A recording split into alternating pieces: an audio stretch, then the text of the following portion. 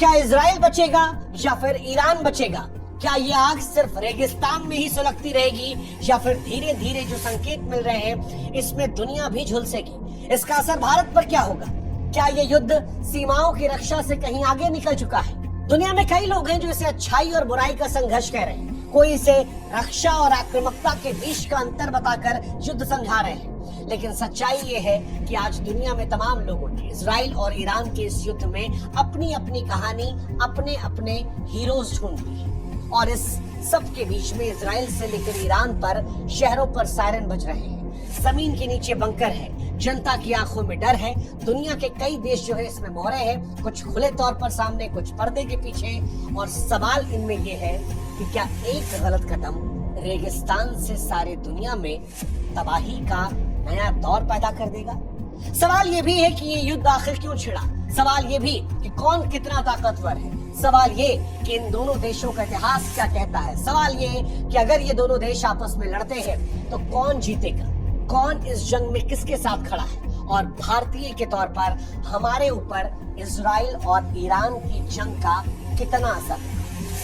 इस युद्ध की शुरुआत होती है इस बार 13 जून 2025, वो तारीख जब इजराइल ने ईरान की नींद उड़ा दी। इजरायली वायुसेना ने तेहरान, इस्फहान और फोर्डो जैसे शहरों में ईरान के परमाणु सैन्य ठिकानों पर धावा बोल दिया। ये हमला हैरान करने वाला था क्योंकि दुनिया में किसी ने इसकी उम्मीद नहीं की थी। इजराइल का हमला बेहद सटीक और घातक था, जिसमें 9 परमाणु वैज्ञानिक और 138 ईरानी लोग मारे गए। इसमें उनके IRGC के कमांडर हुसैन सलामी भी शामिल थे। इजराइल ने यह दावा किया कि ईरान का परमाणु कार्यक्रम खतरनाक हद तक पहुंच गया था। अगर इसे रोका नहीं जाता तो आने वाले समय में दुनिया को यह तबाह कर देता।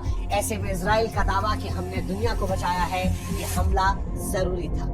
हालांकि इजराइल की कहानी से इतर ईरान की भी कहानी थी, जिसमें ईरान के लिए हमला उसकी संप्रभुता पर सीधा वार था। उसके ऊपर युद्ध का खुला ऐलान था और नतीजा जो दुनिया उम्मीद कर रही थी, ईरान ने पलटवार कर दी। ईरान ने 150 से ज्यादा बैलिस्टिक मिसाइलें ड्रोन इजराइल के तमाम शहरों पर बरसा दी। निशाने पर इजराइल का डिफेंस हेडक्वार्टर था, तेल अवीव का हवाई अड्डा था, उनके परमाणु ठिकाने थे।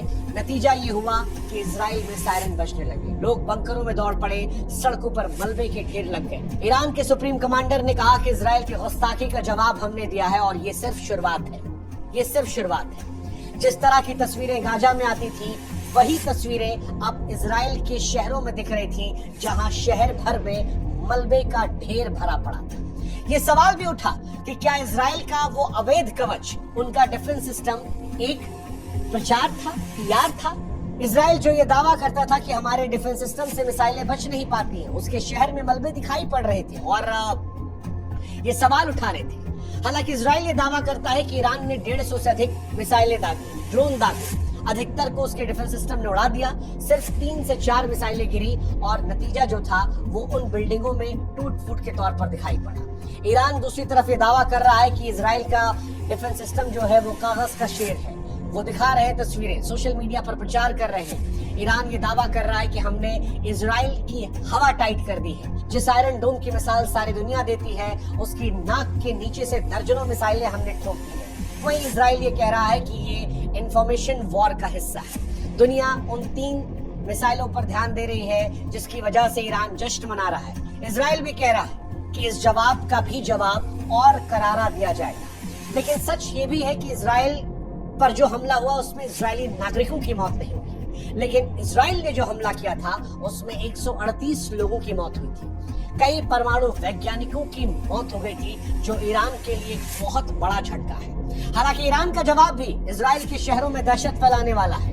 भले ही आयरन डोम ने ज्यादातर मिसाइलों को रोक दिया है, लेकिन जो मिसाइलें गिरी हैं उनकी तस्वीरें ये बताती हैं कि बर्बादी इजराइल में भी हुई।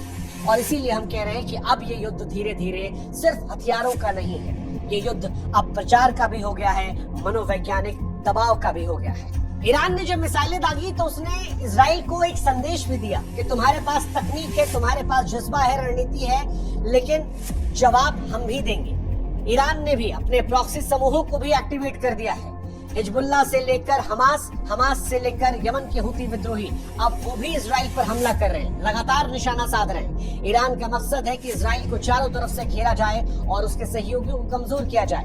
ईरान के विदेश मंत्री कह रहे हैं कि इजराइल ने जो किया है इस गुस्ताखी का जवाब उसे दिया जाएगा। अब सवाल ये है कि दोनों देश ये दावा कर रहे हैं कि हम एक दूसरे को नुकसान पहुंचा रहे हैं, तो हमें लगा कि हम आपको समझा दें कि इजराइल और ईरान के बीच युद्ध में कौन कितना ताकतवर है, किसकी कितनी हैसियत है, क्या उसके पास हथियार है। सबसे पहले इजराइल की बात करते हैं। इजराइल की बात की जाए तो इजराइल के पास अत्याधुनिक एयरफोर्स है, उनके पास आयरन डोम है, मिसाइल डिफेंस और साइबर जासूसी की जबरदस्त तकनीक है। उनके पास मोसाद जैसी एजेंसी है जिसने बार बार ईरानी वैज्ञानिकों को ठिकाने लगाया है।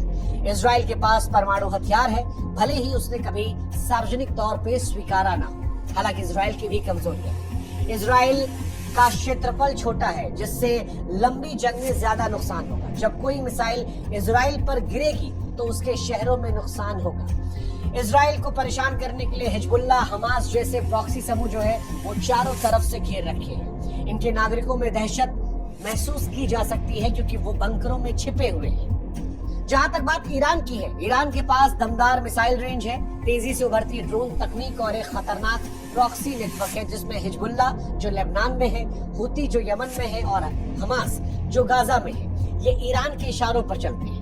हालांकि ईरान की भी कमजोरियां हैं। ईरान की वायुसेना जो है वो कमजोर है, लेकिन उसके भूमिगत ठिकानों पर पहुंचना आसान नहीं है। वायुसेना और हवाई रक्षा में ये सच है कि इजराइल से ईरान पीछे है। परमाणु हथियार भी अभी उसके इनिशियल स्टेज में है, लेकिन ईरान भी अब इजराइल की तरह अपने अस्तित्व की लड़ाई लड़ रहा है और इसीलिए वो बार बार संदेश दे रहा है कि इजराइल की तकनीक और सैन्य श्रेष्ठता भले ही उसे बेहतर बनाती है, लेकिन ईरान भी कह रहा है कि हमारी मिसाइल क्षमता, प्रॉक्सी नेटवर्क और लंबी जंग की रणनीति हमें भी मजबूत बनाती है।